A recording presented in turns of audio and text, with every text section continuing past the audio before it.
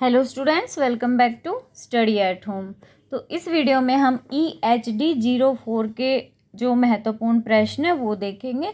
इस वीडियो में मैं आप लोगों को सारे इम्पोर्टेंट प्रश्न बताऊंगी और एक या दो प्रश्न के उत्तर में अगर टाइम जैसे वीडियो छोटा रहा, ज़्यादा बड़ा नहीं हुआ तो मैं करवा दूंगी, नहीं तो मैं इसमें आपको प्रश्न बताऊंगी, बाकी वीडियोज़ में इनके आंसर के अलग लेके आऊँगी।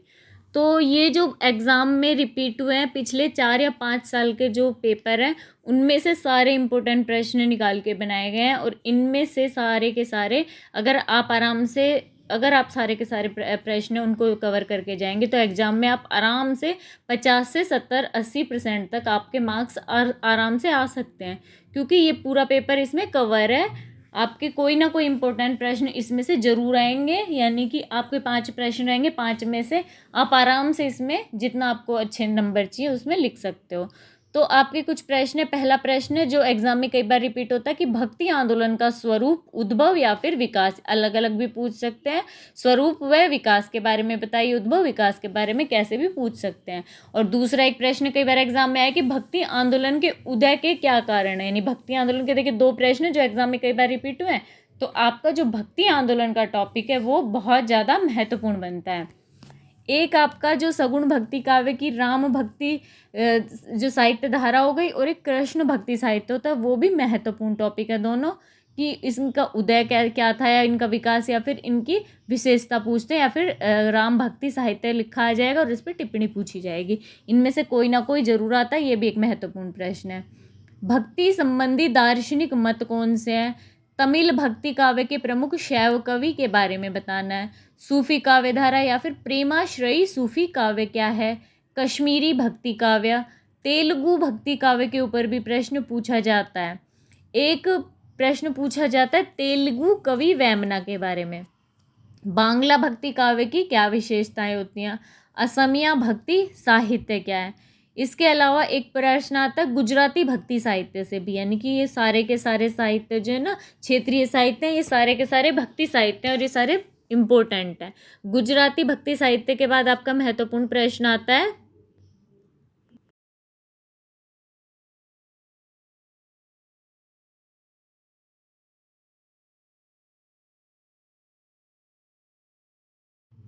नेक्स्ट प्रश्न है कबीर के काव्य की शिल्पगत विशेषताएं क्या हैं, या कबीर के काव्य की विशेषताएं पूछी जाती हैं। जो कबीरदास जी थे उनके काव्य का सामाजिक पक्ष क्या है। भक्ति काव्य की विशेषताएं पूछी जाती है। भक्ति का अर्थ व स्वरूप भी एक महत्वपूर्ण प्रश्न है।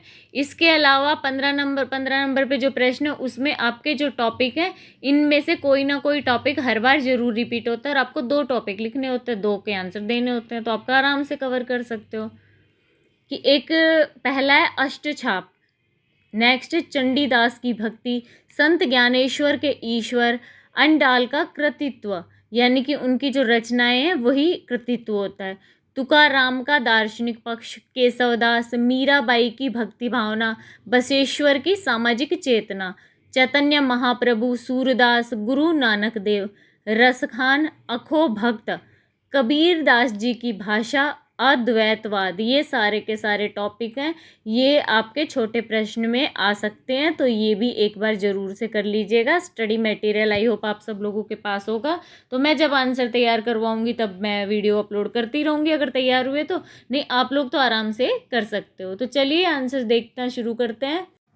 पहला प्रश्न यहाँ पे भक्ति आंदोलन से रिलेटेड होगा, कि भक्ति आंदोलन का अर्थ क्या है, स्वरूप क्या, उससे रिलेटेड होगा। तो सबसे पहले हम भक्ति आंदोलन के बारे में ही आंसर देखना शुरू करते हैं। तो चलिए स्टार्ट करते हैं। पहला प्रश्न है कि भक्ति आंदोलन का अर्थ क्या है, स्वरूप क्या है, उद्भव और विकास के बारे में बताइए। नहीं, भक्ति आंदोलन से रिलेटेड प्रश्न यहाँ पे देखेंगे। तो यहाँ पे सबसे पहले भक्ति आंदोलन क्या है और भक्ति आंदोलन के कारण क्या है। तो पहले हम भक्ति आंदोलन देखेंगे। भक्ति आंदोलन केवल एक साहित्यिक आंदोलन ही नहीं था, ना ही सिर्फ हिंदी भाषा तक सीमित था, यानी कि जो भक्ति आंदोलन था सिर्फ साहित्य आंदोलन भी नहीं था और केवल हिंदी भाषा तक ही सीमित नहीं था, बल्कि ये क्या था, भारत का पहला अखिल भारतीय धार्मिक, सामाजिक व सांस्कृतिक आंदोलन था, यानी पूरे भारत में फैला हुआ था। यह आंदोलन उत्तर से दक्षिण व पूर्व से पश्चिम तक फैला था और इसने लगभग 3-4 शताब्दियों तक भारत के संपूर्ण जनमानस को आंदोलित करके रखा था। यानी कि इसने 3-4 शताब्दियों तक अपनी अलग जगह रखी थी वहाँ पे भक्त कवियों में, लोगों में। यह एक ऐसा पहला भारतीय आंदोलन था जिसमें समाज के सभी वर्गों, वर्णों व धर्मावलंबियों ने योगदान दिया था। और जो भक्ति आंदोलन था उसके दौरान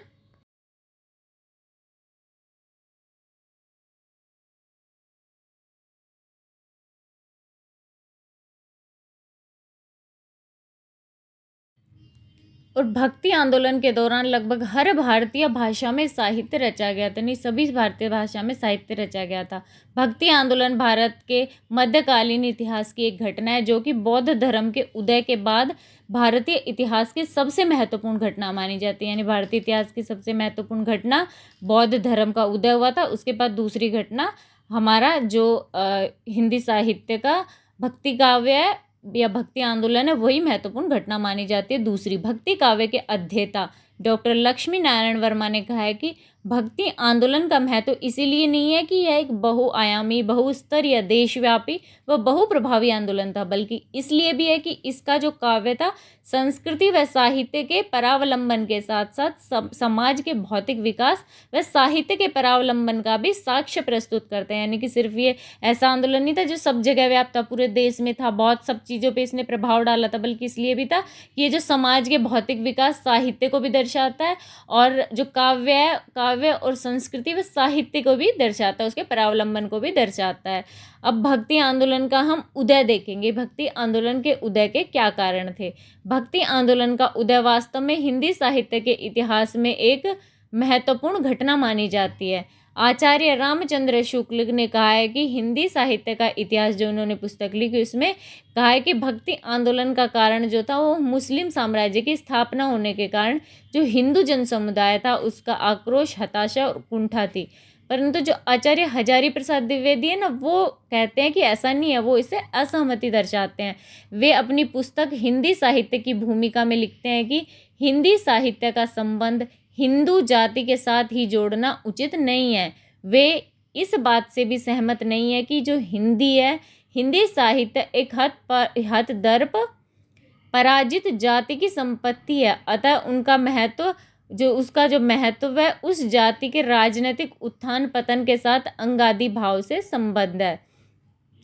वे मानते हैं कि अगर इस्लाम धर्म अगर नहीं आया होता तो भी इस साहित्य का बाहर आना वैसा ही होता जैसे आज है। यानी कि वे मानते हैं कि जो अगर इस्लाम धर्म नहीं भी आता ना, तो जो हमारा भक्ति साहित्य था, जो भक्ति आंदोलन हुआ था, उसके बाद भक्ति साहित्य निखर के जो आया है, वो जिस रूप में आज है वो फिर भी होता अगर इस्लाम धर्म ना आया होता। इन दोनों के विचारों के अलावा डॉक्टर लक्ष्मी नारायण शर्मा ने कहा है कि भक्ति आंदोलन पर इस्लामी विजयों के प्रभाव को लेकर यद्यपि मतभेद और विवाद है, फिर भी हमारी संपत्ति में इस बात से इनकार करना मुश्किल है कि सभी जो 12वीं शताब्दी थी, 12वीं सदी के अंतिम दशकों में तुर्कों द्वारा भारत विजय व इस्लाम के आगमन ने ऐसी प्रभावी शक्तियों को बढ़ावा दिया जिससे परवर्ती सदियों में लोकप्रिय जो आंदोलन था उसके रूप में भक्ति के विकास का मार्ग प्रशस्त किया था। इस प्रकार अनेक ऐसे कारण हैं जो हमारे समाज में उस टाइम भक्ति आंदोलन का उदय हुआ था उसके उदय में योगदान दे रहे थे। जैसे कि जातिवाद का प्रभाव, उस समय जातिवाद का प्रभाव बढ़ रहा था और निम्न वर्गों के शोषण के कारण वे अपने अत्याचारों के विरुद्ध भक्ति आंदोलन की ओर प्रवृत्त हुए थे। यानी कि उस टाइम क्या, जो निम्न जाति थी और उच्च जाति थी उनके बीच वर्गभेद बहुत ज़्यादा हो गए थे। तो जो निम्न जाति थी वो अपने अधिकारों के लिए मांग उठा रहे थे, या फिर जैसे कबीरदास जी ने क्या कि जो जातिगत भेद है उसके ऊपर कटाक्ष किया और उनका मानना था कि कोई भी शूद्र नहीं है और कोई भी जाति से पंडित नहीं है, तो इसलिए उन्होंने इसके ऊपर प्रहार किया था, जाति प्रथा के ऊपर भी। भारत नेक्स्ट जिसका कारण है कि भारत पर मुस्लिम आक्रांता जो थे उन्होंने भारत के ऊपर आक्रमण किया था। उसके बाद जो सामंतवादी शासक थे उनकी थोड़ी स्थिति में क्या परिवर्तन आया। पहले सामंतवाद काफ़ी ऊंचाई पर चरम पे था, सामंतों की स्थिति समाज में ऊंची थी, लेकिन जैसे आक्रांता आए वो उन्होंने आक्रमण किया तो इन सामंतों की कुर्सी भी यानी सत्ता भी इनकी छिन गई थी और इनके सामंत या पुरोहितों की शक्ति कमज़ोर होने लगी और फिर इन्होंने कोशिश की थी अपनी जो खोई हुई सत्ता है पावर लेने के लिए और भक्ति आंदोलन के रूप में वो उभर के सामने आई थी। इस्लाम धर्म का प्रभाव बढ़ रहा था तो हिंदू जो धर्म है वो भी अपनी पैठ बनाने की कोशिश कर रहा था और हिंदू जो कट्टर हिंदू थे वो एक साइड हो गए थे और इन्होंने अपने हिंदुत्व को बचाने के लिए प्रयास किए थे और भक्ति काव्य का सृजन भी किया था। जो भक्ति आंदोलन की राह में उन्होंने क्या उन्नति प्रदान की थी।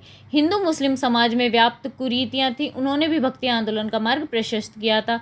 विदेशी आक्रांताओं के आक्रमण से समाज के सभी वर्ग जाति धर्मों ने एकमत होकर एकजुट होकर उनका विरोध किया और भक्ति आंदोलन को गति प्रदान की थी। नेक्स्ट, भारत में क्या मंदिरों को तोड़ा जा रहा था, खंडित किया जा रहा था, मूर्तियों को भी खंडित किया जा रहा था। तो आक्रमणकर्ताओं द्वारा ऐसे अत्याचार जब हुए तो हिंदू धर्म एकत्रित हुआ। हिंदू धर्म के जो भी मानने वाले थे वो एकत्रित हुए और उन्होंने इनका विरोध किया था। और इसके अलावा भी जो हिंदू मुस्लिम जो कुरीतियाँ होती है, समाज में व्याप्त कुरीतियाँ थी, उनका भी विरोध किया गया था भक्ति आंदोलन के अंतर्गत भक्ति कवियों के द्वारा। तो इस तरह से क्या भक्ति आंदोलन को जोर प्राप्त हुआ था, भक्ति आंदोलन को बल प्राप्त हुआ था। इस प्रकार ये जो भक्ति आंदोलन है उसके अनेक राजनैतिक सामाजिक व धार्मिक कारण माने जाते हैं। तो